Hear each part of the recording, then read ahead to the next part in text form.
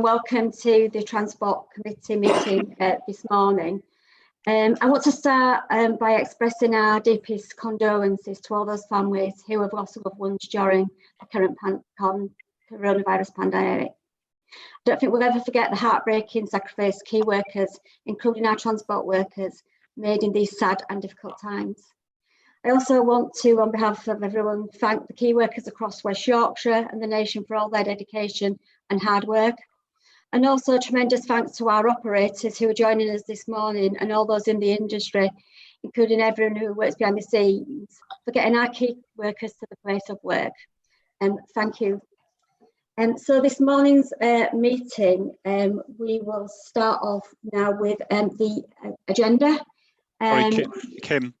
Sorry, could we just confirm that that statement was on behalf of us all, yeah, that we had approved it? Sorry. Yeah, I did say it on behalf of us all at the beginning. So, okay. So we'll start with the agenda. So any apologies for absence? I'm looking at Ben to see if we've had any apologies. We've had apologies from Simon Pringle. Okay, thank you. Any pecuniary interests? Kim, can I just say that I may have to leave the meeting about 12:20 because we've got an emergency meeting set up today for the full service that they may be looking at in the future. Right, thank you. I'm not hearing from anyone in terms of pecuniary interest. No, I haven't got it.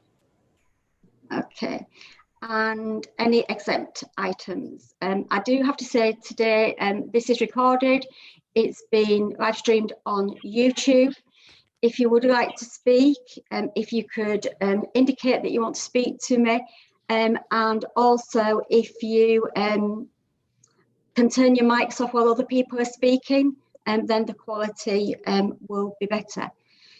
So we will move swiftly to item 4, which is the minutes of the meeting of the Transport Committee held on the 13th of March. I'll just go through the current updates that we've got for the committee on that. Objection. And then what we will text you said last time? That's what you're using for what, sorry? To draft the objection to the planning application. Brilliant. Yeah. And then fine. I think we've got to, have we got some noise in the background? Is everybody hearing the same as me? Yeah. Yeah, connection disturbance. Yeah, we can hear it. It's a planning something going on. Okay, well, I'll carry on and see how we go. So on the minutes of the meeting, just to update you, we discussed the DCSC meetings last time. And we have now decided that there will be a July meeting. It will be held by Zoom. We intend to write to our public reps and ask if they will stay on for another term of office. And we will ask others if they can participate if they do not have access to technology, and give them a dial-in option. And we're going to ask members to submit questions before. So that's on the DCSC meetings. There's a Devo papers are now with the local authorities and should be going through the executive board committee and then on to consultation stage. Zero admissions is covered on item 10, page 61, 2.47. I just reiterate that it was our intention to hold a series of 4 workshops in April, followed by a wider public consultation exercise. This work is now being reviewed and revised, and we'll get the revised plans to you as soon as possible. And the other thing from the minutes was the concessionary bus item, which is covered in item 8. So any questions or comments on the minutes? Councillor Groves, can I just clarify item 65 on the minutes, where we described to the committee last time a number of initiatives that Department of Transport were running in terms of bus, new deal for bus, better deal for bus users funding. Yes. Events have moved on a little bit with this one now, in the sense that the subsequent COVID crisis has changed things a little bit.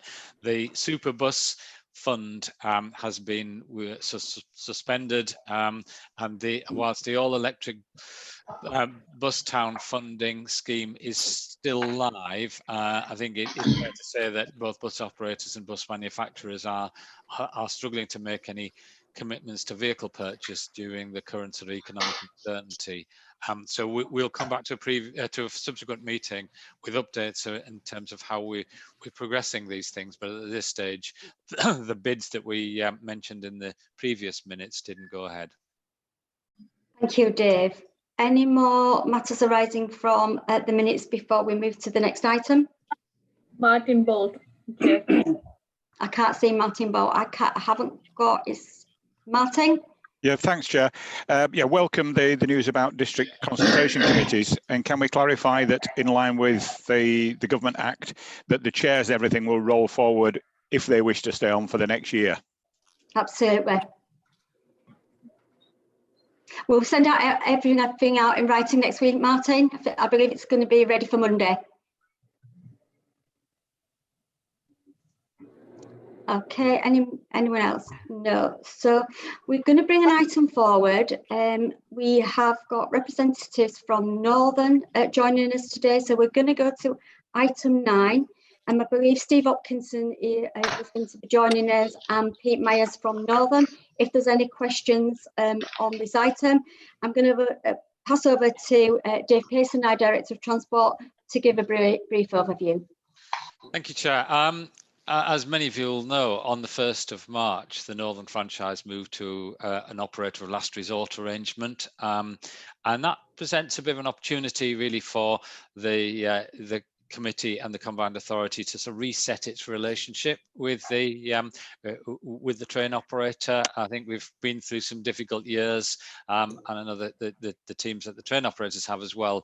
And I think there's an opportunity to sort of review what the sort of priorities and the things that we want to work with the train operator and with Transport for North on. So what this report does is it sets out the areas which we can work more closely with. In 9.3, we recommend the sort of program of work and issues which we would progress with the train operator. And I think, as Councillor Grove says, it's an useful opportunity for yourselves to ask questions of Northern Trains, and also our colleague Mick Sass will be able to answer any detailed questions that you have from the paper. Thank you, Chair. Any questions or comments? Could I just raise one about accountability and democracy, please, Chair? Yes. We've got on the background on 2.3, 2.4, the existing arrangements which will take place through Rail North. I mean, I just wonder whether, as the chair of the Transport Committee, it should be you that's representing on the Rail North Committee, so that we can question you about any issues relating to this when it comes back, and not Councillor Blake. I mean, we don't get the opportunity, obviously, very often to question Councillor Blake. I think Councillor Blake has been to a couple of meetings while I've been chair and reported back. If we want more reporting, I can certainly arrange for Councillor Blake, and our officers do attend some of those meetings. We can certainly send out a summary. In terms of the membership, I think that is out of my remit in terms people are appointed through the leaders to those positions.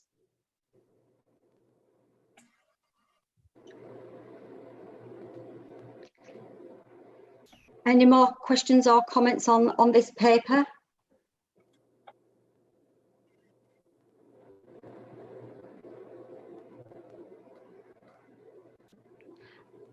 I'm not getting I cannot see everyone on the screen at this moment in time, Sarah. I don't know if there's anything that we can do about that. Councillor Jane. Councillor Homewood? No, Councillor Jane. Chair, I wonder if I could come in there, Councillor Jane Scullion from Caldervale. Yes, please. I know there is a mention in the paper of the expectation of a sharp uptake, a sharp uplift in user numbers after lockdown is finished. And I suspect that this paper was actually written slightly ahead of our current understanding. how that is going to work. What we seem to understand now is that the release of lockdown will be a phased approach, and that actually that I can't remember where it is, 2.35. There will be a sharp uplift in leisure travel. Certainly in Calderdale, we've got a strong tourism economy. We're not expecting a sharp uplift in travel in either bus or rail modes of travel. We're doing our best to encourage walking and cycling, but clearly the government advice at the moment is in fact to avoid public transport. So it's really difficult reading this paper, which is very helpful and informative, to be able to plan in the way that normally we would like to be. Just a comment, Chair. Thank you. Okay, thank you. If it's Mick Sass here, if it's helpful, just to confirm, I suppose, the genesis of this paper. Incidentally, can people hear me okay? Yeah. Hoping so. Good. So as Councillor Scullion quite rightly says, this paper, well, to be truthful, it has had to be revised a couple of times in light of the very, very rapidly developing situation. So Councillor Scullion is, of course, quite right on that. It is, of course, exceedingly difficult to predict what is going to happen. When writing this, what we largely had in mind was as and when the lockdowns are more fully lifted. Obviously, we're having a stepped approach now. In fairness, it may have been incorrect to have used the term in the short term. Clearly, there is. It may have been incorrect. Ooh, there's a horrible echo suddenly. So yeah, I would confirm that clearly there is going to be nervousness about using public transport for some time. I think the principal focus of this paper was, I suppose, intended primarily to be on what the underlying problems are, or based on the situation before coronavirus kicked in, and where we think we might be in the medium to longer term, when perhaps we are past this crisis, and what the underlying issues are that we might want to start to address. But in that context, clearly, Councillor Scullion's comments entirely valid. Thank you. Any more members that would like to make a comment or questions? I'm having to go through because you're not all showing on the screen. Any more members want to question or comment on this item?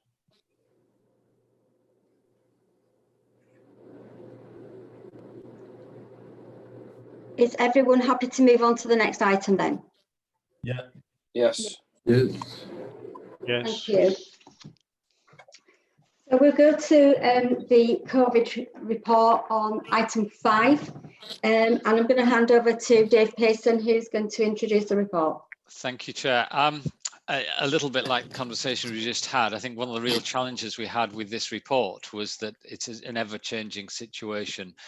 So the report that you have in front of you was written about a week or so ago, and obviously things have changed since. So what I thought I'd do is just to bring you up to date with where we are right now, and then obviously we can have a discussion around the whole series of events that's happened over the last 8 weeks or so since this committee last met.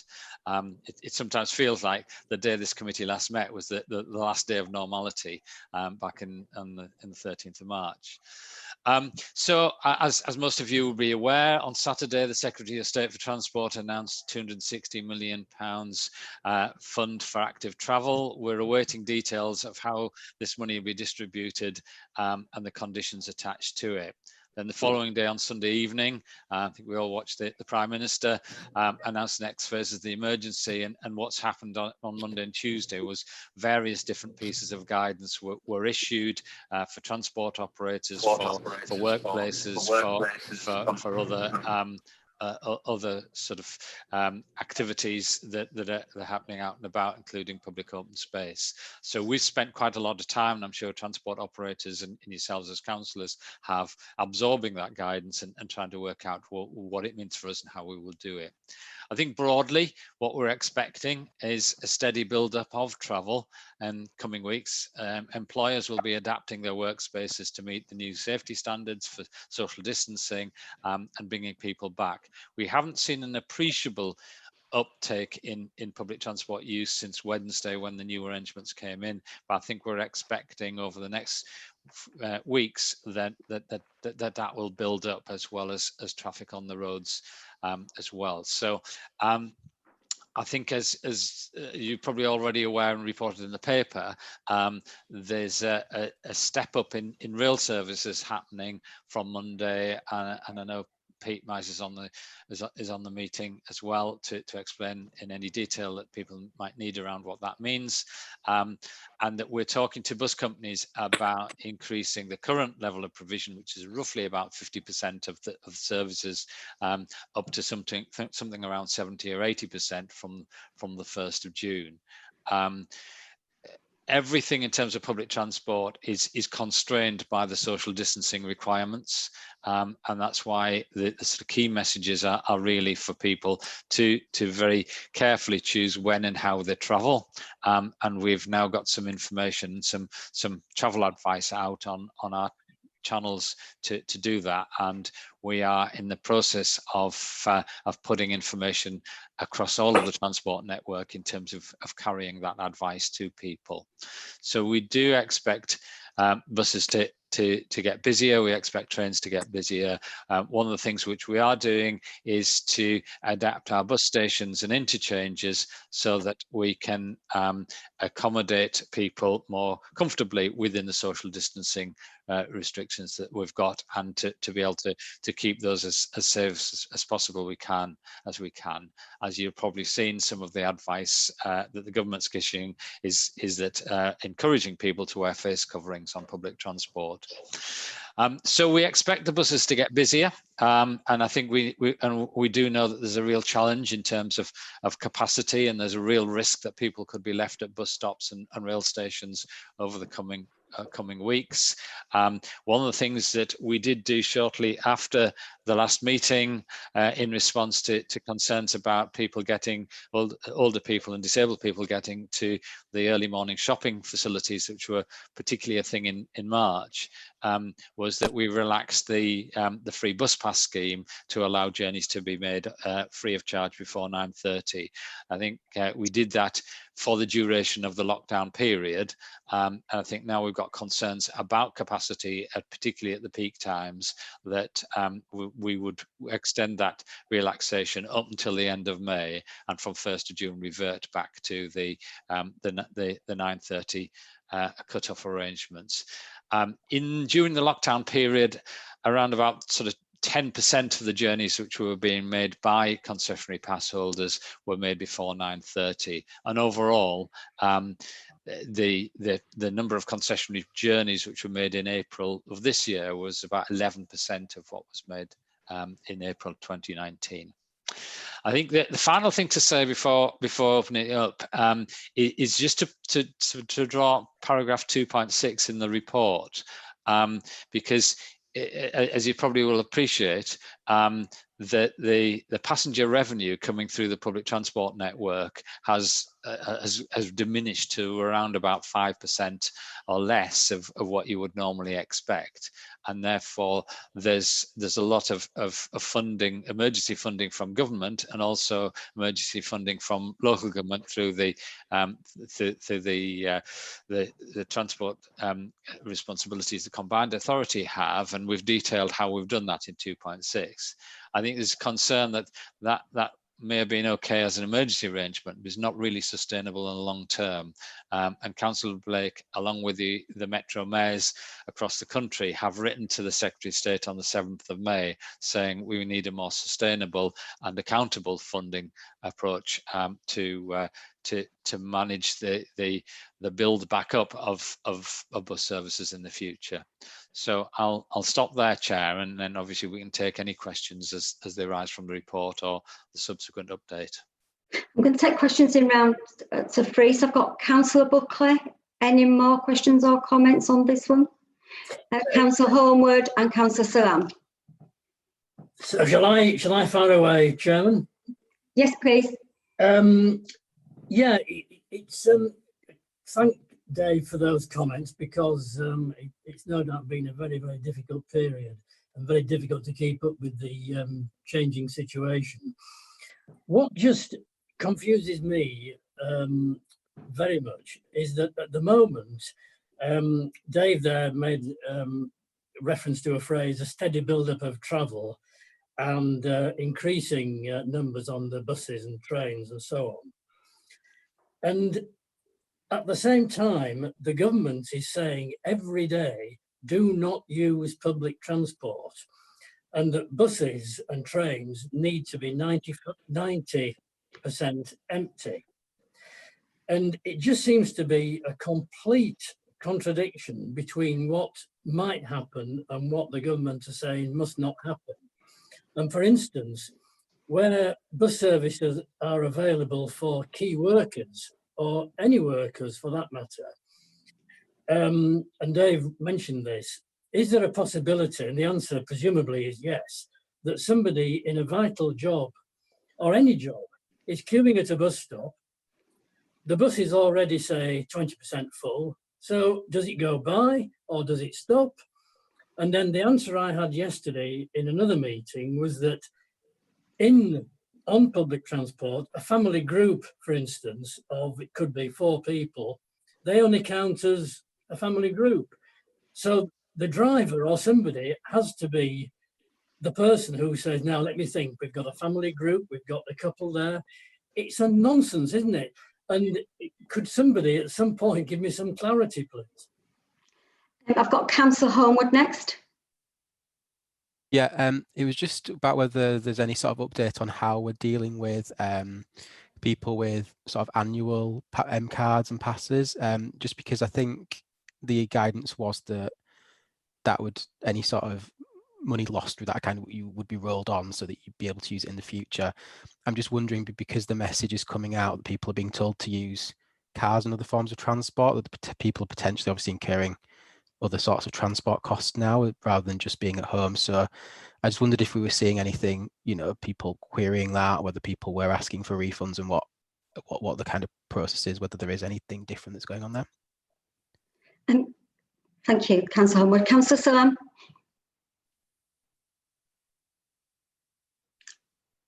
Yeah, thanks. I think there are a number of questions that need to be answered, because I mean, social distancing is going to be a problem, and who's going to be policing that on the buses? Now, I think Neil has raised a valid point. When somebody comes in a group, do you still let them on, because there will be a number of seats that will be out of use, presumably. The other thing is, at bus stations, I mean, this may be to Dave, at bus stations, are we going to have rigid sort of cleaning regime for contact points? Because that's what we're asking for to happen on the buses and also on the trains. Because, I mean, this virus is such that nobody understands it at this moment of time, I don't think. And now we're being told that it hangs in the air for 8 minutes if if somebody's been affected. Now, we've been approached to say in the bus industry to say that we may be going from the 25th or the 1st of June, and now actually you've confirmed that it will be 1st of June. But the most worry for us is not just the members of public, also it's the people who are driving the buses, because if those people start falling ill and have to self-isolate again and again, we're not going to have enough people to actually drive these buses, and we're not going to be able to fulfill the need of the members of the public. So I think these are some of the issues. Now, the other one is that, that you've said that you're going to be not relaxing the 9:30 for OAPs. But, those are the very people that are actually, in need of travel at this moment of time. So we could actually maybe relax it till about, 8 o'clock and take it from there onwards, because these people are coming out, because some of these supermarkets are opening at that time. Thanks. Okay, Dave. Okay, right. Thank you. Councillor Bolt was also waiting for you. No, he's on the next round. All right. So I'm taking questions in freeze. Okay, right. Thank you, Chair. It would be very ambitious to be able to give an answer to Councillor Buckley's question, which is absolute clarity, because this is a very difficult and fairly conflicted situation that we have. There are, as I'm sure we all appreciate, there are some people whose journeys to and from work are of a distance and a nature that makes cycling and walking quite difficult, and if they don't have a car, they don't have a lot of options. So I think we would, notwithstanding the national guidance for people to avoid public transport, expect to see some people having to use the network to be able to get back to their jobs. I think, as Councillor Buckley is quite accurately pointed out, there are a number of challenges and in some respects contradictions in the situation. There is a real risk that if a bus or indeed a train is full in the context of the limitations that social distancing places on it, that it might leave people at a bus stop. I think one of the things that we are talking to the bus companies about, notwithstanding Councillor Slam's concerns, understandably, about the availability of bus drivers, is that by increasing the frequency of the core bus services, then the inconvenience of having to be left at the bus stop is slightly mitigated by the fact that the next bus is sooner than it would have been on an hourly service, which is by and large what's out there now. In terms of how buses are laid out for social distancing, that's something which is still being worked through as we speak, and we expect a little bit more clarity in terms of guidance probably on Monday or Tuesday in that particular topic. But as Councillor Buckley and Councillor Salam have pointed out two key things. Firstly, it's a big requirement on a bus driver to be able to manage all this. Secondly, we use the word police when actually there is no legal enforcement of social distancing. And thirdly, there is a very great difference between people who live in the same household and therefore travel together and therefore can sit together, to people who don't live in the same household and shouldn't be sitting together and should be keeping as far as possible at 2 meters apart. The government guidelines are fairly nuanced in terms of and recognizing the fact that on public transport it's very difficult to maintain 2 meters at all times. And that's the rationale that the guidance uses to encouraging people to use face coverings. So there's quite a lot of complexity, and in some cases, yes, contradictions in a lot of this. But that's what I think we, as a transport authority and the transport operators, are sort of working through and doing the best we can. Councillor Homewood mentioned M cards. I mean, what our offer to customers with annual M cards has been that we will add back on to the cards the equivalent months that they've lost by not being able to travel. And that's been the offer that we've been making since March. We are just working through that again, because as there's a gradual lifting of some of the restrictions on travel, then we might have to adapt the refund arrangements for M cards accordingly. At what point, in other words, do you actually say the network's back available for people to use the product that they bought? So we are in the first instance offering people an extension of the use of the M card, because obviously we want to keep them as customers, but we also want to make sure that they don't lose out in value. Just to reassure Councillor Salam, we stepped up our cleaning regime on bus stations back in March. We are giving particular attention to the touch points.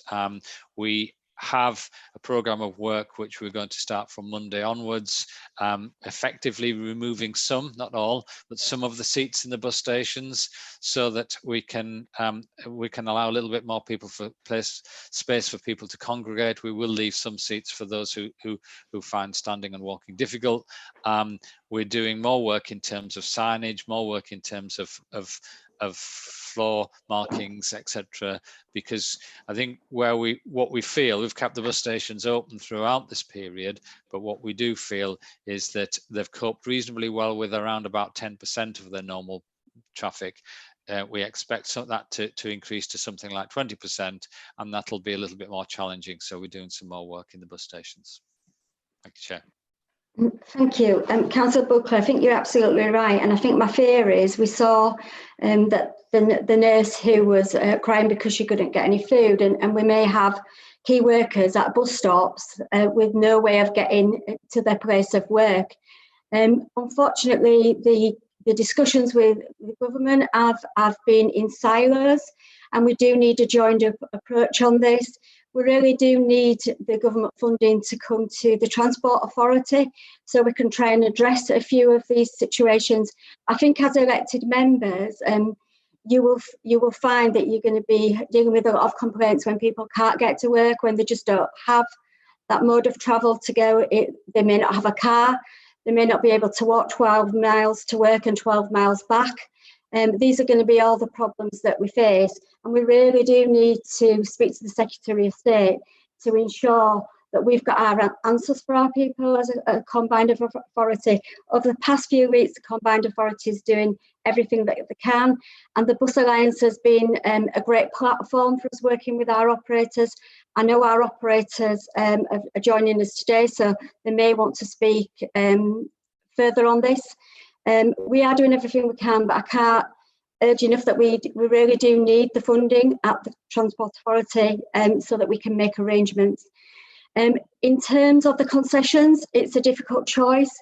When the concessions were implemented, it was a time when the supermarkets changed their hours of opening so that elderly people could get the food provision because the stores were running out of food. I don't think we're at that stage now. And there's going to be some difficult decisions, because if we don't withdraw the temporary concessions, then we're not going to be able to meet the morning peak. It's going to be difficult to meet the morning peak. If we think of somewhere like Kirklees bus station, where you've got 30,000 people going through that station, and you're going to have buses that can only hold 20, it's going to be very difficult. Okay, so I have now got Councillor Campbell and Councillor Ball. And anyone else who would like to come in on this item? Councillor Campbell. Thank you, Chair. I think there is an issue with advice from government, isn't there? Because they're saying to people, go back to work, and then saying, but don't go on the bus. And as you say, there are a number of people who have to use public transport, so it's a difficult decision for them. Can I just say, or ask a question really in relation to the concessionary pass and the 1st of June timetable? I understand the rationale for the concessionary pass revision again on the 1st of, I think it's 1st of June, and I think that's logical. Your comment in relation to if you've got more people who wish to go to work in the morning peak, you really don't want them in conflict with older people. The question I've really got for Dave is, how are we going to publicise this? Because if people have got used to a particular timetable and actually using their concessionary pass, they need to know on the 1st of June that the bus timetable will change and it will be this, and that they can't use their pass. Thank you.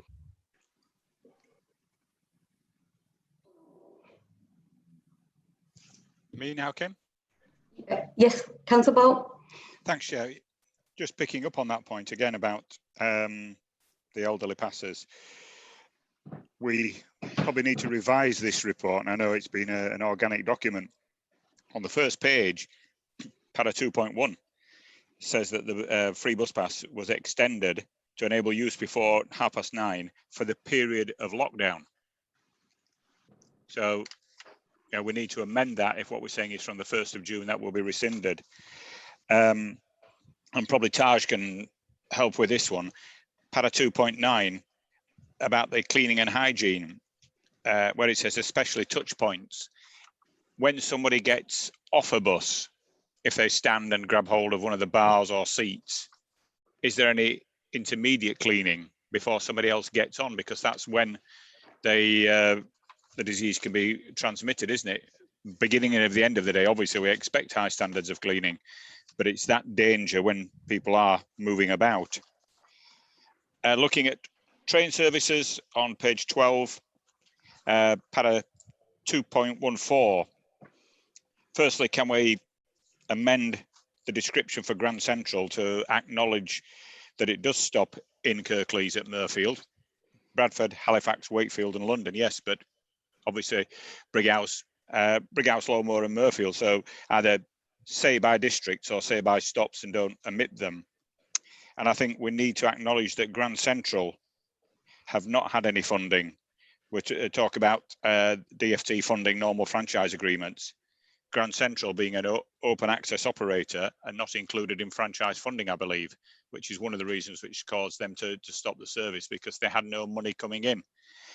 Obviously, providing, as we get things turning around, providing that essential link between West Yorkshire, from certainly from 4 of the 5 districts back to London, I think we could probably make a representation to DFT to review this either currently or in the future, that we need parity in funding for all rail operators. Thank you. I think don't think I've got anyone else asking to any questions, or we can make the amendments, Councillor Bow. The papers were obviously published before the DFT guidance was issued this week. Liz, would you like to come in on rail, and Dave on bus?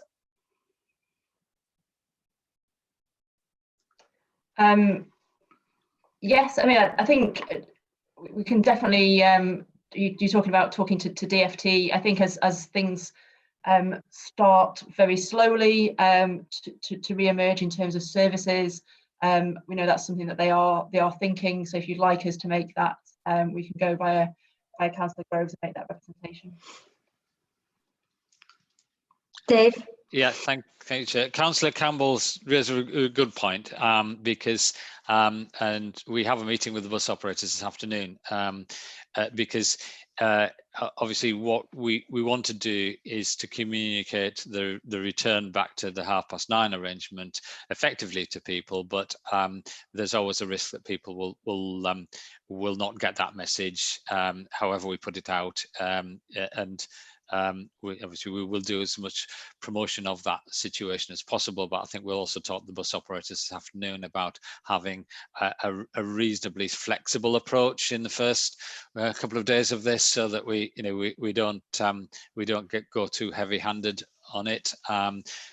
So we'll discuss that and make sure that we often word of mouth is the communication tool for these things. So we'll talk to them about the bus drivers, maybe reinforcing that message over the next 2 weeks, so that as many people can get it as possible. So it's we will do the media stuff that we do, but we'll try and talk to the bus operators this afternoon about doing that sort of anecdotally and verbally. Councillor Salam raises sorry, it was Councillor Bolt, wasn't it? He referred to Councillor Salam. Touch points and cleaning, it's a challenge, isn't it? Because essentially things cannot be sort of continually cleaned at every step of the way in terms of transport. I know that the operators do have some arrangements in place for making sure buses are kept clean during the day, but it's one of the it's part of the bigger challenge around public transport hygiene and social distancing, is that you've got vehicles and you've got facilities that are going to be used by lots of people all of the time, and we'll try our level best. I'm sure the bus operators will as well, to try and keep everything clean and as clean as possible. Could I come back, please, Kim? Yes, of course, Councillor Bolt. Thank you for that. Again, that point talks about drivers issued with hand sanitizer. Is there any opportunity or merit for having sanitizer dispensers as people board a bus, so that they can clean their hands as they get on a bus, so that those touch points, we are minimizing that physical contact? Obviously breathing in something else is different, but if we are looking at the opportunity to minimize those physical touch points, then I think it helps everybody's health. Chair, it's a good suggestion, that, and it's a suggestion that's been made a couple of times over the last week or so, and I'm not quite sure, to be absolutely honest, where we are in terms of the feasibility of installing hand sanitizers as people get on the bus. We'll pick that up with our bus operators this afternoon to see how feasible that is. But it is a very practical suggestion. It's how the practical implementation of that can be done.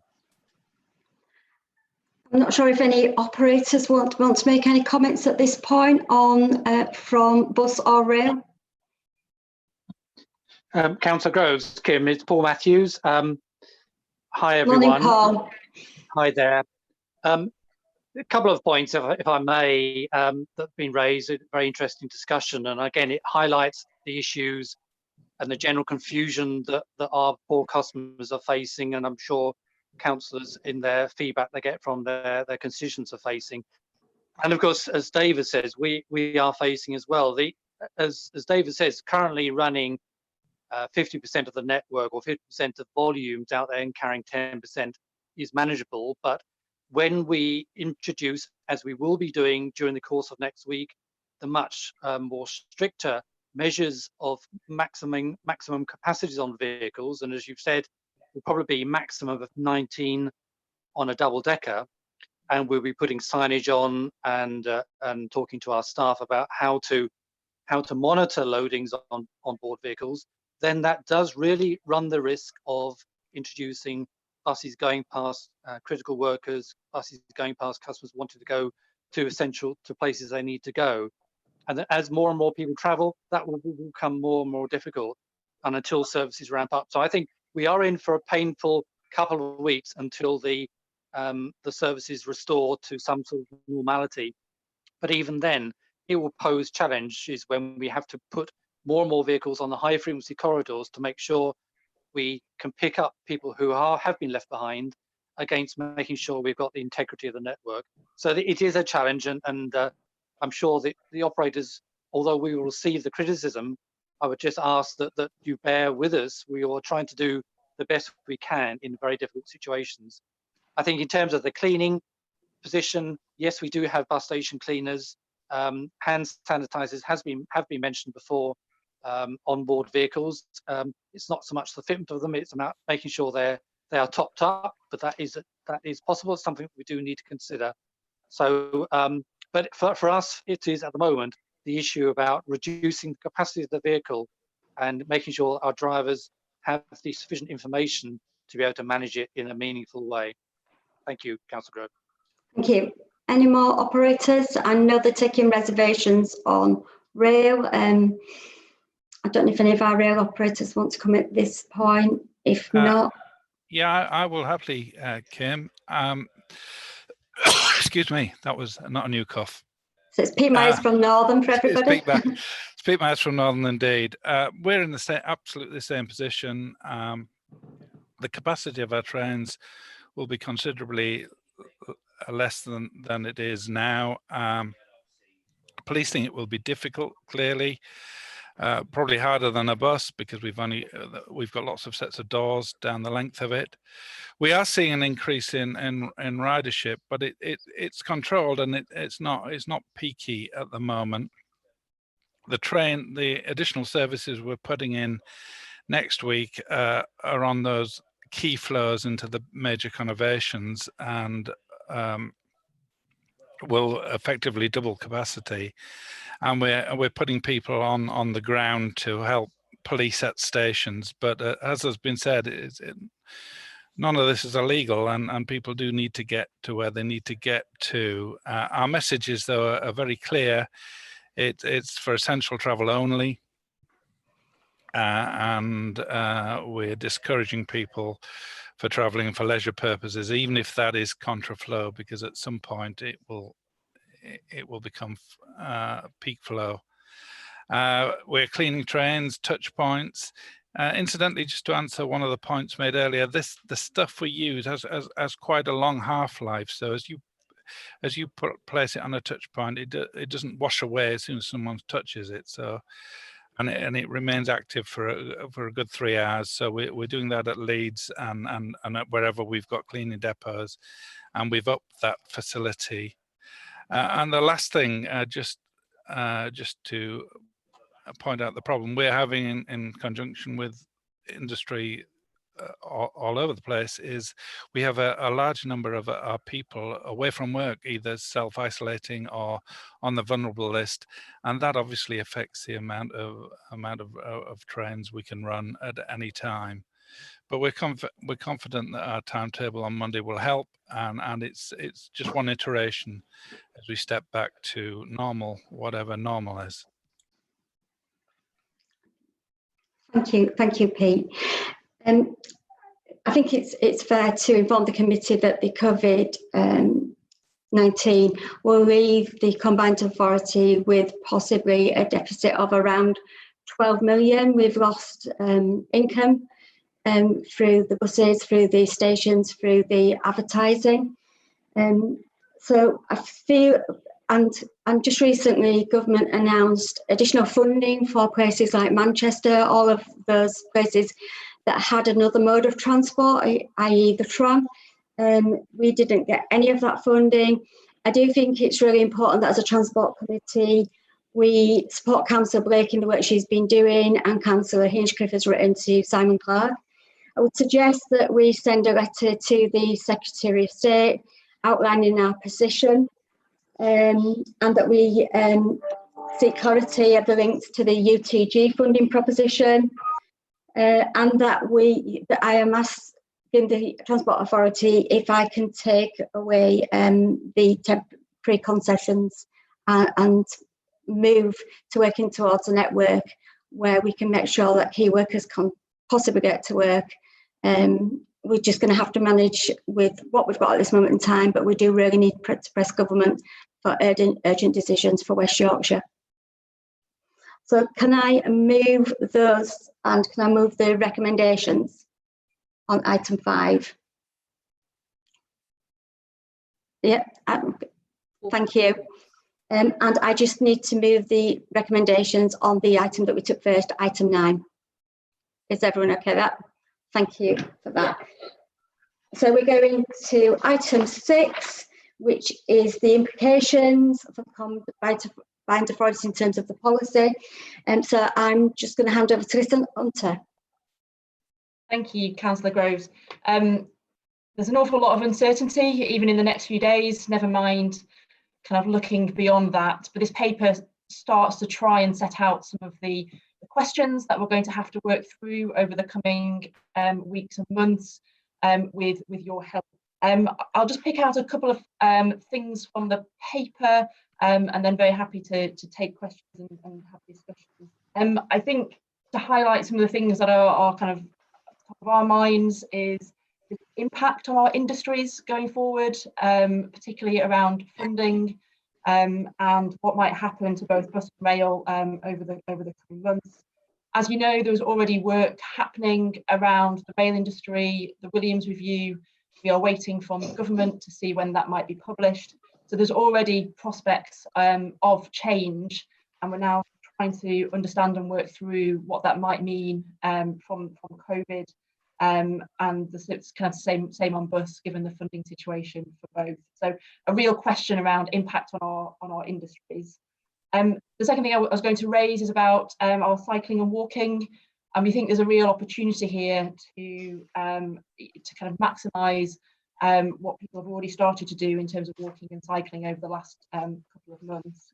As Dave has already set out, we wait to hear more detail from government about the funding that they have announced, and how we might be able to use that to really help kind of people either kind of access bikes or have greater space to walk and cycle. So we're working very closely with with officers in each of the districts about what they're planning for their own local areas, and then we can be ready, hopefully, when this money does arrive, to be able to use it quickly. And obviously, as well as the kind of infrastructure and on the ground stuff, our messaging and behaviour change and comms is also equally important. And again, kind of working through some of our kind of City Connect, for example, to try and reach as many people and businesses as possible. The third thing that I just wanted to highlight from the paper is around monitoring and trying to continue to understand what's happening, particularly the impact on air quality and carbon has been widely reported in the news. And I think as things start to ease, we will want to try and understand what the impact on air quality, carbon, etc., our wider objectives is, particularly given some of the messaging around kind of use of public transport, use of car, and what's going to happen. So I'm afraid I don't have many answers because I don't think anybody does, but what we'd really like to be able to do is work with you over the coming months on some of these questions, and be ready for government money when it comes, and to hopefully make sure that our wider objectives can still be met despite the current crisis. Thank you. I've got Councillor Cahill and Councillor Buckley. Councillor Cahill and Councillor Sam. Thanks, Chair.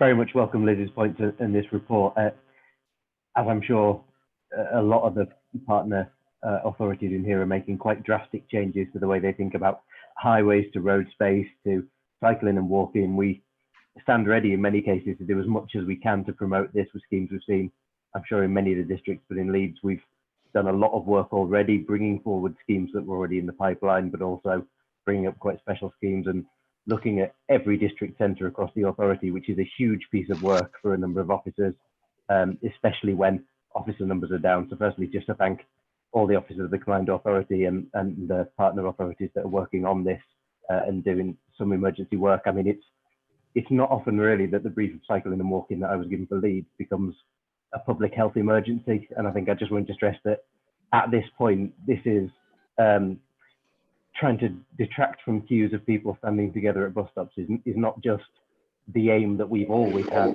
but we're now responsible for protecting the individuals of the city. So as fast as that money can come from government, we're ready to spend it. Really, we'd like to make a call for as much of that money to come forward as it can. Obviously, I know that the combined authority will help move that within partner councils as fast as can be, so we can do the work on the ground. But really, a number of us have schemes ready to go. That really, we just need clarification on exactly where the funding is coming forward. That we've got really inventive schemes of how we can put temporary measures in that maybe at one point could come permanent. But this could be a real sea change in A, the strategy that we already had going up, but B, we have got to do this really fast. And if that money is delayed in any way or doesn't come, it doesn't match the ambition, I guess, that we have as various councils, then I think that would be a big shame. So really welcome this report, especially reference things like 15-minute neighbourhoods, which are suddenly a lot more important than they were before. And I just hope we can get on and do it as soon as possible. Thank you, Councillor Cahill. Councillor Buckley. Don't we have to be just a little bit careful here? Because very soon from now, or now, the whole point is to get the economy moving again.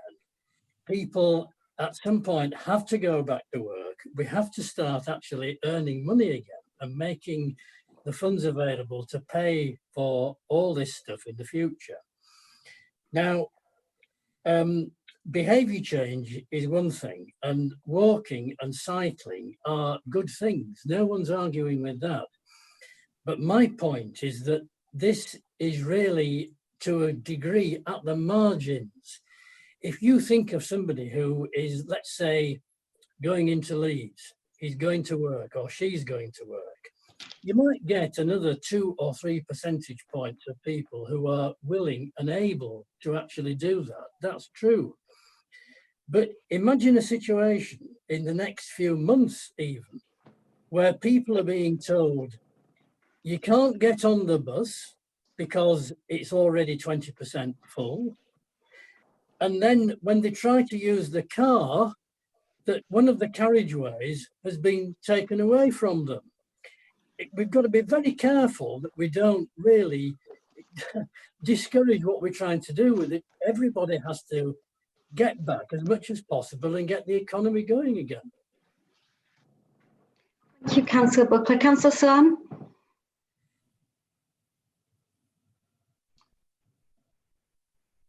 Councillor Salam? Yeah, in 2.2, Liz, we talk about face masks. And I think the jury's still out whether they are effective or not effective. However, I think any precaution at this moment of time is good to everybody. My only concern is that if somebody can't get hold of masks, I mean, we've seen it in other European countries where, especially at train stations, where people are actually being offered masks by the operators or by combined authority in our case. Will there be any issuing of masks to people at the bus stations or at, sort of popular points? And could we also ask if operators also have any sort of delivery of that kind of material for people to actually tap into? Thank you. Liz, do you want to come back on those points? Yeah, I can do, and I may ask Dave, particularly on the bus station and face masks. So again, we wrote this report before we had more guidance from government. That did come, as you say. I think there's still quite a lot of uncertainty about the role of masks, but I'll let Dave come in specifically about what we're doing at bus stations. I think what the paper is trying to say is that all of these different things might have an impact on whether people do or don't use public transport going forward, and so we just need to make sure we're watching that as we watch the numbers, and have an understanding of what the public perception is around safety, to make sure that people do feel safe, as you say. I think just a couple of other things to mention. Councillor Buckley, economic recovery is definitely at the heart of what we're trying to do, and the paper mentions the Economic Recovery Board, which the leaders are involved in. And we're hoping that transport will play its part in that. I think, as this committee has approved previously, we really do think there's a role for active travel within that, and hopefully there are examples that can come through which will be able to demonstrate that. But maybe Dave on the bus stations. Yeah, Dave, do you want to cover our comms and the information we'll be sending out later? Yeah. Yes, I'll mention the face coverings issue first. The government guidance is very careful to make a distinction between face coverings and personal protection equipment, masks. What the guidance is encouraging but not mandating is that people who are travelling on public transport are encouraged to wear a face covering. The government website even has, if you click through, a page which shows you how to make one out of a t-shirt. So there's a clear distinction, and one of the last things any of us want to do is to add further stress to the already difficult situation in clinical situations about getting personal protection equipment. So I think the encouragement is that people who wish to should wear face coverings and not necessarily PPE masks. And on that basis, there isn't an intention to provide customers with face coverings at our bus stations, and I'm not aware that any of the transport operators or transport networks are intending to do that.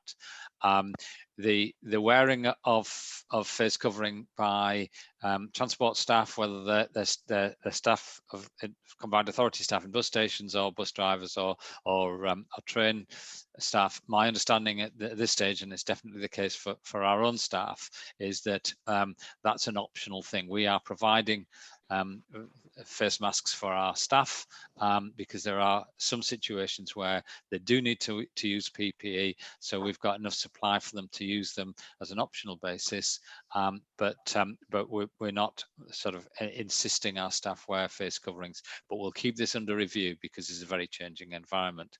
On the wider piece, we have a set of posters which you'll start seeing in bus stations on busy bus shelters and some wraparounds that Tobler runs are called, that go around bus stop poles in the town and city centres, which we will reinforce the social distancing messaging and encouragement.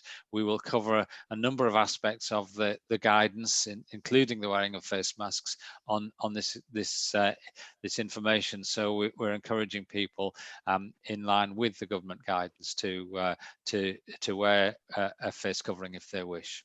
Thank you, Chair.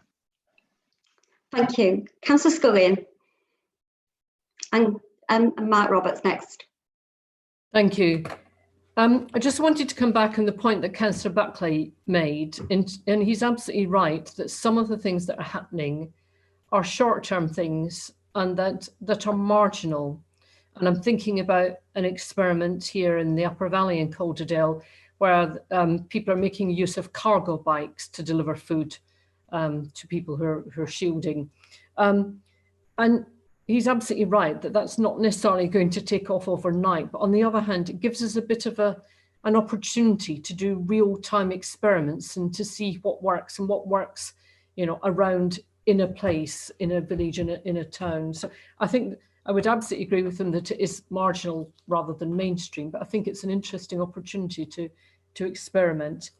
I just wanted to say something that the report doesn't mention that I think is important. And we're focusing on the movement from place to place. What is really important to people who are likely to use their cycles for commuting is the question of safe storage at work, and given the cost of bikes and electric bikes.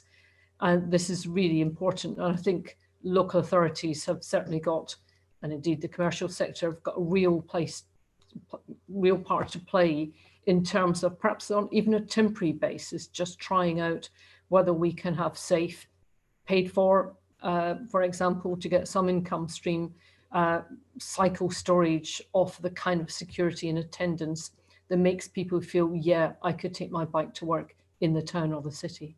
Thank you. Matt Roberts. Thank you, Chair. I just wanted to make 2 points here from a business perspective, really, that link our transport policies to some wider areas about economic recovery and wider combined authority policies. I think the first is around the provision of broadband. So as businesses get going and we want the economic recovery to go on, a lot of staff are going to be encouraged to work from home more. And I think that's going to continue in the new normal. And working from home obviously relieves pressure on transport.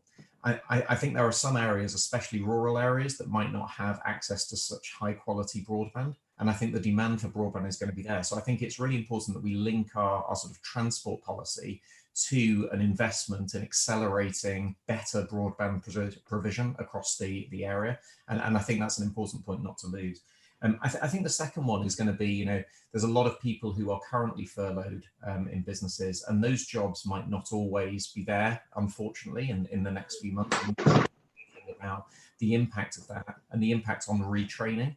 And I think linking to a transport policy, I think we should really consider the connectivity between some of our key skills retraining hubs and some of the areas that's really important to use them, because I think some areas are unfortunately going to be hit a bit harder, and just making sure that, again, from a transport perspective, we think about that connectivity between the transport provision and our skills networks is going to be really important too. There's some really good points there. Thank you for that, Mark. Councillor Sutherland. Thank you. I'd say I agree with a lot of what Mark said, and they relate to a lot of the points that I would raise. I think this is a very positive report, and I'm glad we're doing some forward thinking in the middle of all this. I think whilst the restrictions are loosening, there is definitely a possibility that we're going to see a future where they start to tighten again.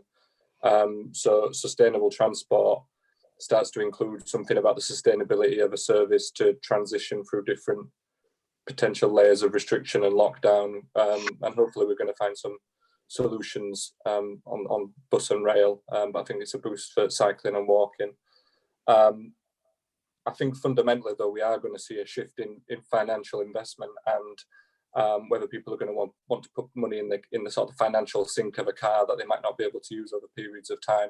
So I think there's a big opportunity with cycling. So I just had two brief questions. One was about capacity of the roads. I think there's going to be a lot of people working from home continuing from this. I understand a lot of businesses are talking to their workers about doing 50-50 between home working and office working. That potentially means a lot less cars on the road doing a daily commute, and potentially with flexible hours, it might mean that peak commutes can be spread throughout the day. So I just wondered what thinking we've got to on terms of how that impacts on road capacity. And then one on air quality relating to vans and home deliveries. We're seeing a massive boost in deliveries of food, deliveries of Amazon parcels, etc., etc. These are vans which are generally the more polluting element, and as other cars get back on the road, it could lead to a spike in poor air quality in neighbourhoods. Thank you, Councillor Sutherland. Liz, do you want to come back on those? I believe there's 100,000 people being employed by Amazon. Yeah, thank you, and thank you for all of those comments, because we definitely don't have all the answers, and so this is the point of the conversation, is to try and get your thoughts as much as anything. And Councillor Sutherland, your specific questions, we're really unclear, I think, as to how far, as you say, offices in particular might enable their staff to continue to work from home. We were already starting to see that kind of shift in home working, and I agree with you. I think that will just accelerate following this kind of crisis. Exactly how much it will accelerate and what impact that will have, we haven't run that through yet to properly understand then back what it might mean for our road space. But it's a really good question, and something we'll need to do some more work on. We are developing a set of kind of economic scenarios, which then might help us understand the impact on the transport network from that. On air quality, again, really good question. As you've seen from the paper, there's a bit of a mixed picture on air quality, and it's something we're going to want to continue to monitor. The reduction in kind of actual car use has meant that the kind of NOx levels have gone down. So we're not really sure, what that would have been, how that difference would have been if we weren't having deliveries as well. But certainly, the role of deliveries, how far people might want to continue to buy online. Again, I think that was a trend we were already seeing. I think that trend will accelerate post and during and after the crisis. All of which I don't have an answer to, but all really good questions which we can keep looking at. I want to make sure that in terms of transport, that it's fed through to the Economic Recovery Board, Liz. Yeah, definitely, and I think as picking up on kind of Mark's points about making sure we make those links between transport and other policies is a really good one. And I think the Economic Recovery Board hopefully can be a real opportunity to see the different work streams across the piece, make those linkages. So yeah, thank you. Okay, thank you. I've got Councillor Bolt wanting to come back and Councillor Buckley. Yeah, thanks, Chair. Colleagues have mentioned social distancing. I think in transport terms, it's safe distancing when you're cycling. We need to look at education and information that, and there is data on there about the passage of infection relative to different forms of transport. So when we're cycling, we don't pull out wide round someone else just for the fun of it. We pull out wide round another cyclist or a pedestrian to maintain that safe distance, and we need to educate motorists that that's why cyclists, particularly if people are just taking it up now, will do that. You need the same minimum of 2 meters. Point 218, walking and cycling, talks about a reduction in walking associated with a reduced travel demand. But I think what we've got to recognise as well is there's, certainly I'm seeing in my area, an increase in people who are out walking for exercise.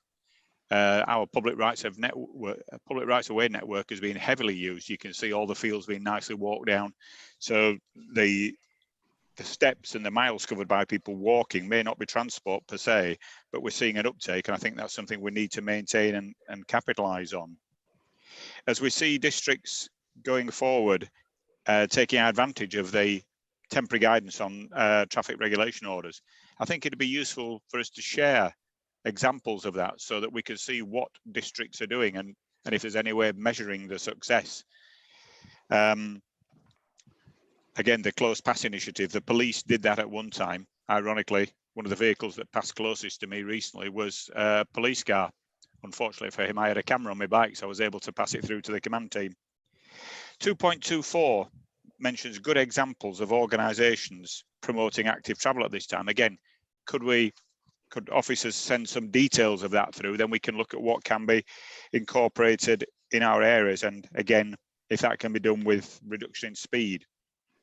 Looking at the recommendations and next steps, bullet point 4, for us to consider options for cycling and walking. I think some meat on the bone of that. What options are we looking at? It'd be very useful, and again, to share best practice. Thanks, Chair. Thank you. I think we have finished on that item. Can we move the recommendations with an agreement that we will share best practice? Sorry, and could that, I have any answers on those, please, Kim? Okay, I was just answering you that we will share best practice. Liz, do you want to come back on that one? Yeah, more than happy to. If districts are happy to share with us, we can pass that around. I think, as I say, this is a very live issue at the moment, and a couple of members have already mentioned what they're doing within their own districts. So if we can share some of that, that's absolutely fine. Sorry. Okay, Councillor Buckland, then we'll have to finish this item. It was just to come back briefly on the subject of masks, because just two things. Lots of doctors have been saying that particularly homemade face coverings that the public are likely to wear, and even the specific purpose-made face coverings are not likely to be effective when worn by general members of the public for various reasons. In fact, some of the homemade ones, they say, could be even worse because the germs are collected in the type of fabric that they're likely to be made of. But the point I wanted to ask about was the potential for criminals and wrongdoers. Because let's just say a bus driver opens the doors and on get 2 or 3 lads in baseball caps, faces completely covered. There, it completely negates the CCTV element. And this, of course, applies in the retail sector very much, but also on transport. And I just wonder whether any thoughts have been given to that. Dave? We live in a world where we get medical advice almost daily about, and sometimes it changes, doesn't it? I think that the general view on face coverings is that they prevent individuals passing the virus to others, rather than protects the person wearing it. But I think we follow the guidance, I think, really. I think, as Councillor Buckley says, there are risks about people in society covering their faces, but obviously it's difficult to sort of respond to that, really, because I think essentially we are responding and carrying the guidance that's coming from government, rather than necessarily putting our own interpretation on it locally. Any more before I move to the recommendations? So just to summary, we will share best practice. We'll make sure there's closer working with the Economic Recovery Board. And please, can we move the recommendations? Thank you. So item 7 is transforming cities. The purpose of this report is to seek feedback on the approach of the governance. The 316 million obviously will be moved into delivery board. Just to set out the scale of the challenge, we will possibly need to recruit around 30 people to oversee this programme. I'm pleased to Fiona Lim is joining us to introduce this item, as she did an excellent job at the investment committee this week. So over to you, Fiona. Thank you, Chair. So as Chair's just pointed out, the purpose of the report is to provide you with an overarching update on the progress of the programme, and also to seek your feedback on the approach to governance and oversight to the programme. So I think you're all fairly familiar with the scope of the programme. It's made up of 22 packages of schemes across West Yorkshire and indeed North Yorkshire as well, delivering a mix of public transport, cycling and walking infrastructure.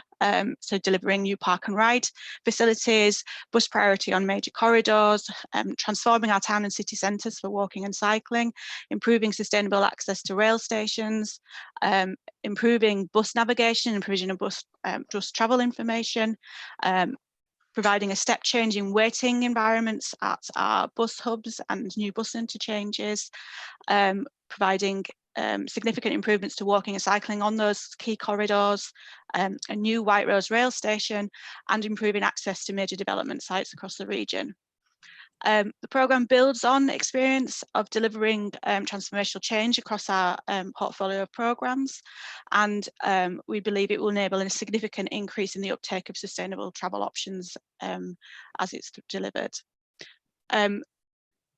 Just to reflect that in some cases, the TCF schemes will take the form of enhancements and additional scope to existing projects within the Transport Fund and also within the Leeds Public Transport Investment Programme. However, the majority of the projects are new and in the early stages of development. Since submission of the strategic outline business case to DFT back in November 2019, we've continued to work on the packages of schemes, and we've utilised some early development funding that was released by the Combined Authority last year to do that. Now that we have obviously received the confirmation of the funding from government, we have some further information about how the programme will be governed and will be progressed through, and it will be assured using the Combined Authorities Assurance Framework. To date, 8 of the 22 packages of schemes have produced the next stage of that process, so they've developed their own strategic outline business cases, and those are moving through the assurance process, and the first one of those was considered by Investment Committee on Wednesday. The rest we anticipate to be submitted later in this year and approved for delivery thereafter. As the programme is considerably constrained in terms of delivery timescales, by March 2023 expected, we have produced a separate report that went to Investment Committee on Wednesday, and the Combined Authority will be considered by the Combined Authority at the end of June, and that requests the release of just shy of £18 million to continue development work on those projects by our partners and also our own projects, but also provide that additional capacity and resource to manage and deliver the programme. So as the Chair mentioned, we are working with our partners on a joint recruitment campaign to make sure that we have the capacity and capability to move at pace and deliver this programme. The funding, building on the previous report and conversation, we were also potentially looking at the options around introducing some temporary measures along the within the scope of the programme, so along those corridors and in those places, to kind of test out the schemes that are being proposed. And so we're just working with our partners to identify which schemes that might be applicable to and might be of benefit. And we're hoping that that will help to kind of strengthen the business cases and make the case for the schemes as they move forward. As mentioned, we received confirmation of the TCF allocation in the March budget, and that was 317 million. And that was to progress our schemes against our low scenario. You may recall there was 3 scenarios that went in, a lower core and a high. Plus there was an additional 25 million that will be looked to allocate across the programme, reflecting priorities as they come forward. However, in line with the devolution deal within West Yorkshire, we also have scope to prioritise investments above this level, and we are working to develop a funding strategy associated with that to enable schemes to progress at the higher level, so additional schemes and also more additional scope to those packages of schemes. Now we have received the grant award letter, it sets out a number of expectations on us. As I've mentioned, we will be assuring all the Transforming Cities programmes locally, regardless of their cost. We will need to report annually to the DFT on delivery, and we also, quite importantly, and I think this is one of the areas that you may want to kind of consider, we have a commitment to revised design and delivery standards, particularly on cycling and walking, and quality expectations around that. We also need to adhere to brand guidelines and engage with the monitoring and evaluation framework. We have been working with our partners through a shadow programme board to shape the proposed governance and reporting arrangements for the programme. And there is a portfolio board of senior officers that have been working with us on that. We're also establishing some thematic boards that start to look at the different types of projects that we've got in the programme.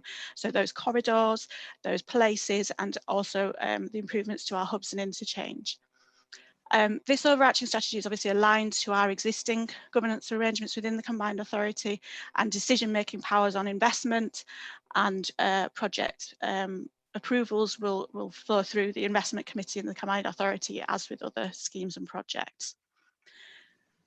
So just reflecting on this, this direction from DFT around specific quality expectations, we're doing some further work to understand how we can engage with our key stakeholders as schemes progress through their development, but also the opportunity for wider political oversight, such as through yourselves as the Transport Committee and your thematic subgroups. What we are proposing is that we provide regular updates on programme delivery to yourselves, and we present specific project issues or specific themes to the thematic subgroups. So we would look to seek to you to give us feedback on those suggestions. We're also looking at further consideration for engaging key stakeholders through the likes of advisory groups and quality panels, as we've used on previous delivery programmes.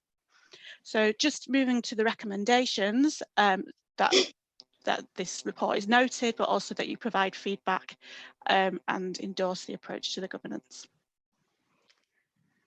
Thank you, Fiona. Questions and comments on this item? I know we've got some portfolio holders on today, so if any portfolio holders would like to contribute, obviously because these schemes land on your desks. So any questions or comments? And can we just clarify on the design standard? Is that on the new cycling design standard from the DFT? Yes, that's correct. We are anticipating a new set of guidance to be released by the Department for Transport imminently.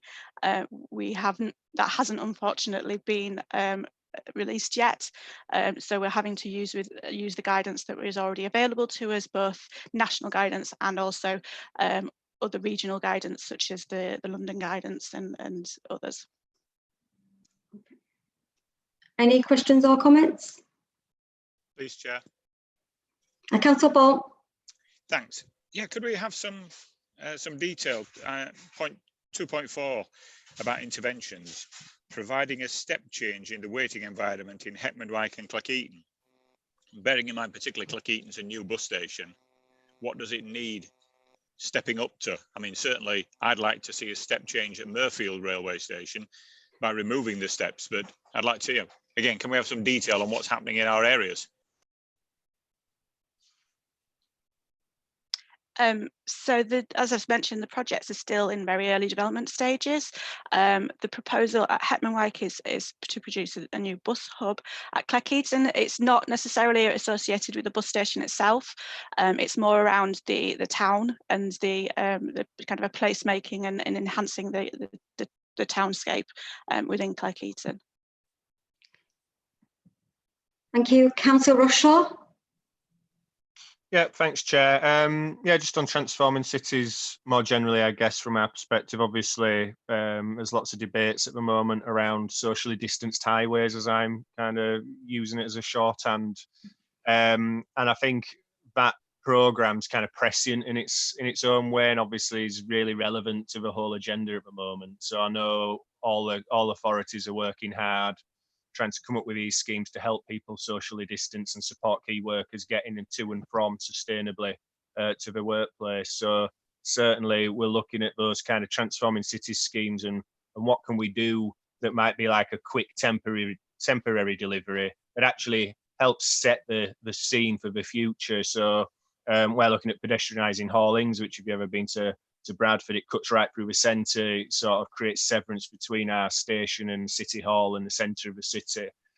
So we're looking at, can we temporarily close a couple of lanes on that? So you're starting to move in that direction of transforming cities, because the appetite from people, you know, I'm sure we've all had it as councillors, people getting in touch, really keen to see more in this area, and that appetite's just shot up overnight so rapidly. It's actually important that we do let people know we've got those long-term strategic visions as well, which we discuss at this committee regularly. And yes, they take time to come in, but that's the work we've been doing. We've been moving in this direction, and this is about speeding that up and sort of really making sure that this is the time while the network's not got as much demand on it, although that seems to be changing quite rapidly. That's the time to move forward. So, you know, everyone's got great schemes moving forward. I think it's really relevant to those temporary schemes that we hope to make permanent. So we'll probably see through this committee and through the investment committee a new generation of schemes where we make permanent some of the things we're trying to do now around supporting sustainable transport, active travel and socially distanced highways. Thank you, Alex. Any more questions or comments? Is everyone confident in terms of, from a political point of view, it will go through the normal committees? I just wondered if there was any opportunity for portfolio holders and a couple of transport committee members maybe to have a briefing quarterly, so that we're kept up to speed, because I'm very aware that all the governance is around the WYCA, and I just would like to make sure that the political oversight, I'm sure that it'll be covered in the districts through the portfolio holders. But I just think that level of engagement is really crucial. We can certainly look to do that, yes. Is everyone happy for me to move the recommendations? Yeah, thank you. Thank you. Thank you, Fiona. Thank you for presenting. We are moving on to item 8, which is the fair deal for under 19s. I'm going to hand over to Dave Pearson on this one. I think Chair Andrew Bradley is going to introduce this one. Okay, right, fine. I thought you were doing the introduction. Right, so we'll go hand over straight to Andrew, who's been doing an enormous amount of work to make sure that this deal hopefully comes to fruition. And thank you to our operators on the call who's been heavily involved in this. Andrew. Hi, thanks, Chair. Good afternoon, everybody. The aim of this piece of work, which brought to you at the last Transport Committee, and indeed the aim of the Young Persons Concession Scheme, is to encourage and make it easier for young people to travel by bus. By way of reminder, it seeks to do this by making travel easier and more simple. So an early measure for introduction was or is the relaxation of the need for under 19s to show ID to secure the young person's fares that are available on the network. And we're now currently open with a consultation with young people through the Your Voice platform to get their views on what changes to fares and ticketing might encourage them to travel more. To date, we've received 138 responses to the consultation. It's open to the 31st of May currently, but obviously in light of the current COVID situation, we'll consider whether it needs to be extended further. Just to pick up a couple of points on the report, the table at paragraph 3.3 of the report provides indicative timescales, but clearly with the developing COVID-19 situation, whilst we want to be ready to roll out the new young persons concessionary scheme, we'll not be doing this until schools go back and there are no social distancing constraints on travel because I think that provides a contradictory message. So we are going to aim to bring the results of the consultation and the new concessionary scheme back to the July meeting, but that will obviously very much be subject to the way that the COVID-19 picture develops. Thanks, Chair. Thank you. Questions and comments, please. Any questions or comments? No. Are we happy to note the report and accept the recommendation? Yeah. Councillor Abbas, did you want to speak, or were you just endorsing? Just endorsing. Thank you. Okay. Right. Thank you, Andrew. Thank you for that report, that update. Thanks very much. Okay. And now we are on to, we've done item 9, so we're on to item 10. And Liz is going to take us through the Leicester Region update.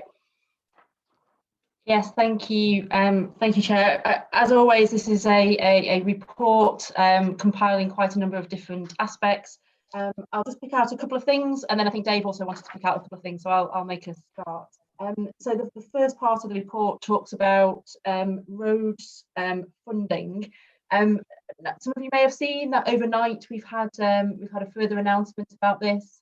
We understand that basically government is allocating their normal approach to kind of highways maintenance, etc. And they were making an announcement about what that is.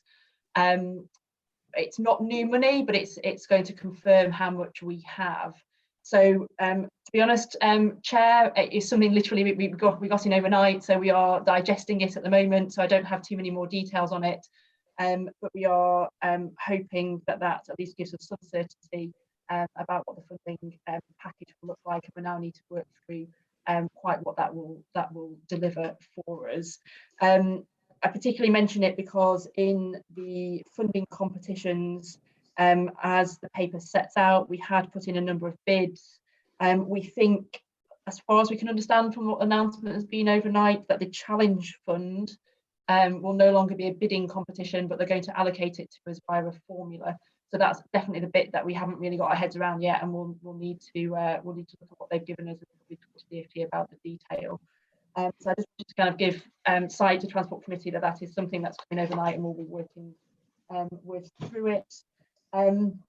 Also, moving on to some of the rail updates. Also, since this paper was written, we had further information from government. So under the Restoring Your Railway Fund, which is 220 onwards, there's a number of different pots of money available. As the paper sets out, we're thinking through how we might be able to respond to those competitions.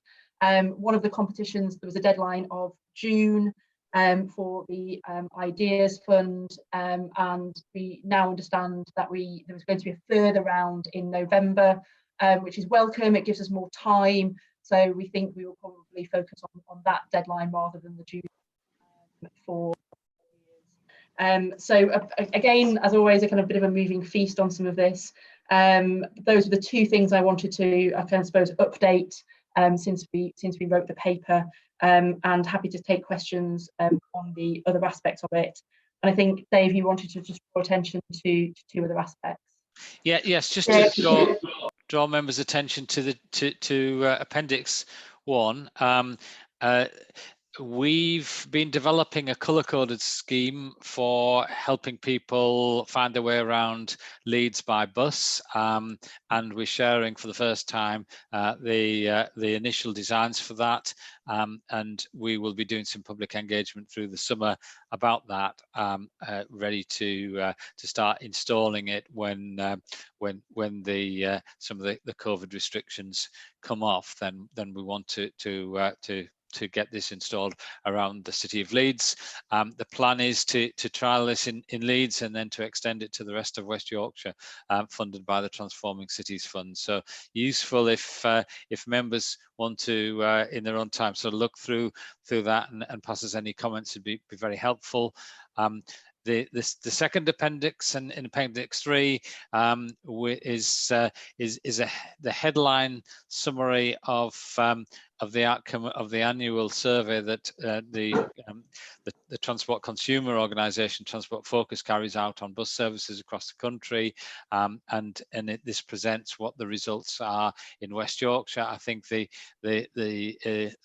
summary is it's about the same as it was last year, which is a little bit disappointing because we've done a number of initiatives to try and improve customer satisfaction with buses, but I think we still got big challenges around punctuality, reliability, traffic congestion, and journey time. So sort of presenting that for your information.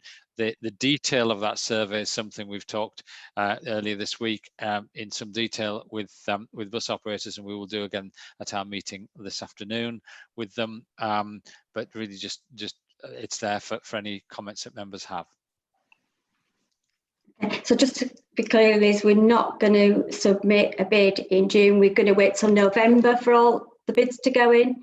And will the work from the Rail Vision be taken into account that members have all been actively engaged in? Yeah, so first of all, yeah, thank you to all members for the various workshops that you've done with the team. They found that really helpful. So thank you. On the funding, it's the Ideas Fund that we'll be waiting for November. The New Stations Fund is still June. So there is a bit of a difference between the different pots. Okay. So the New Stations, I think, is still June unless government change their minds again. And it's the Ideas Fund, which is November. Fine, thank you. Any questions or comments on this item? Councillor Ball? Yeah, thanks, Chair. Just a concern about smart motorways, given the national issue about the number of incidents there have been and still the confusion from drivers. I don't know if there's been any outcome from an investigation that was being taken into that, but certainly I think we should be looking at their operation in our area. The Restoring Your Railway Fund, I think this was said in the media to be sort of reversing beaching, and in our area I wonder if any thought was given to looking at some of these old railway lines, the likes of the Queensbury Tunnel, which has had a lot of publicity, and in Kirklees, the Leeds New Line from Cleckheaton through Gummersall, the tunnel that come out in Leeds. If those were opened up again as sustainable transport routes in the short term, where we'd be working towards so many of our objectives, such as increasing walking and cycling, air quality improvements, and so forth, by obviously taking out some of the hills. I was disappointed with the submission that went to Network Rail on the Transpennine route upgrade. And the summary mentions specific proposals about following locations. Deaton Station is something which is still under discussion. Should it be moved further down? And there are concerns about the impact this would have on the Bradley Greenway. The design of the Cone Road Bridge, it's not the design that's concerning many people, it's the disruption. And will Kirklees be looking to upgrade other road bridges on the same corridor while that's out of action? And obviously, I don't think the location of Ravensthorpe is such a contentious issue, but rather the location of Ravensthorpe Railway Station. I would invite officers from the Combined Authority to go out on the ground and have a look at that, because at the side of the proposed new location for the railway station is an active concrete works making breeze blocks and other things. The amount of dust in the area there is clear for all to see. And are we comfortable putting a new transport hub next to such a polluting environment? But again, I would be remiss of me if I didn't mention that the submission from Kirklees and to TRU makes no mention of the need for a massive upgrade at Murfield Railway Station. We talk about e-bikes, and particularly at the moment with coronavirus. Is there any way that we can look at a pilot project probably having to use Leeds or something in this area, where we could have park and pedal, where people may not be keen on using the bus for that last part of the journey. But if we can get them onto loan bikes, hire bikes or whatever to come into the city centre, then that might be something we can look at in other areas. Because certainly, you know, we don't want people driving back into the city centre and getting into that habit. But whilst people are not keen on using buses, we can certainly look at other means of sustainable transport. And I wonder whether there is any opportunity of funding or support to get a park and pedal scheme up and running. Right, so we think Councillor Bolt start any more before we move on to Councillor Bolt's points. Councillor Ellis. Thank you, Chair. It's the Wortley curve. Whenever I've discussed this in the past, it's always been, we can't do this because there's no capacity between Wakefield and Doncaster because of freight travel. I just wondered what plans are in place, A, to increase capacity between Wakefield and Doncaster, and hopefully also, of course, increase the amount of freight travel that is being used. Thank you. Okay. Any more? In terms of restoring the railways, I thought that we did get lots of ideas and submissions, and it's all been looked at through the connectivity strategy. That Tom Gifford who looked at the derelict lines. Councillor Groves, it's Mick Sass here. If it's helpful, just to essentially to confirm what you're saying. So yes, Councillor Bolt mentioned about essentially restoring your railway more widely, I suppose. As you rightly say, Councillor Groves, both Tom Gifford's work, which is pan-modal, so to speak, it looks across modes at connectivity gaps, is likely to be picking up the types of things that Councillor Bolt has referred to, and in addition, the rail strategy work, which is ongoing, will also be having a focus to help inform that on network gaps from a rail perspective, but keeping an open mind as to what the appropriate modes could be for any future use of either historic or potentially new infrastructure where network gaps like that are identified. Just on the Wortley curve, indeed, I think the point made is essentially right. The nature of the funding which it would be obtained if we were successful on the Restoring Your Railways bids would be to enable further investigations, essentially to the feasibility and the case for and the issues around delivering the proposed scheme, whether it would deliver the outputs needed and whether it would be deliverable and whether it would work on terms of network capacity and so on. So those kind of questions would indeed be more closely reviewed, without necessarily saying at this stage this is definitely the right answer or this is definitely the wrong answer. I hope that helps. Liz, did you want to go in? Yes. So yes, thanks, Mick. I think just on the Wortley curve, this is also in the context of High Speed 2.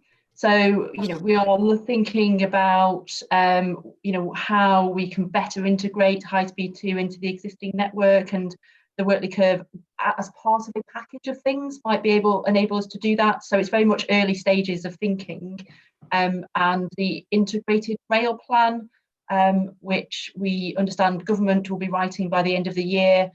These are the types of things that we want them to be able to look at, is how you can best integrate some of these new projects into the existing to make the most of the capacity.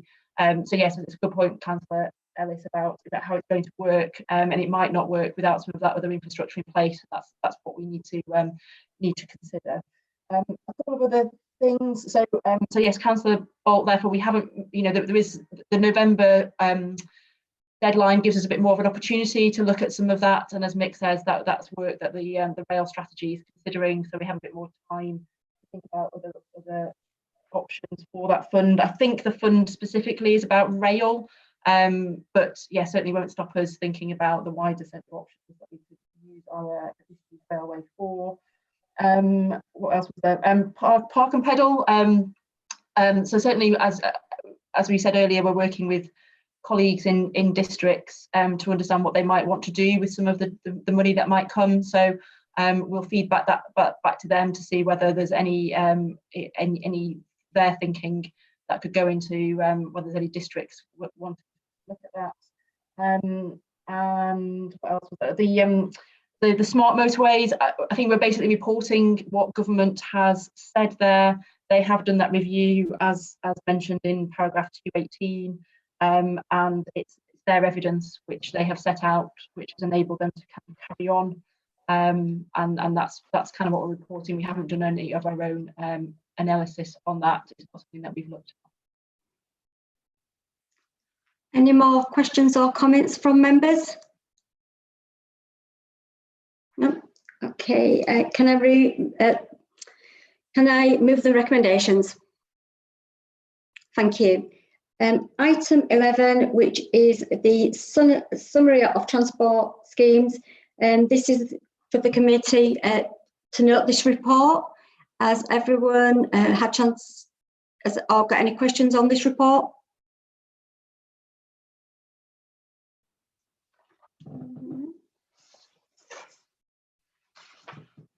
No.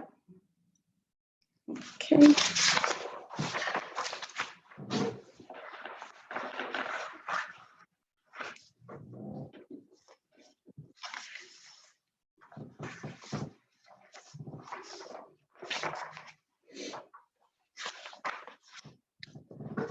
Hello.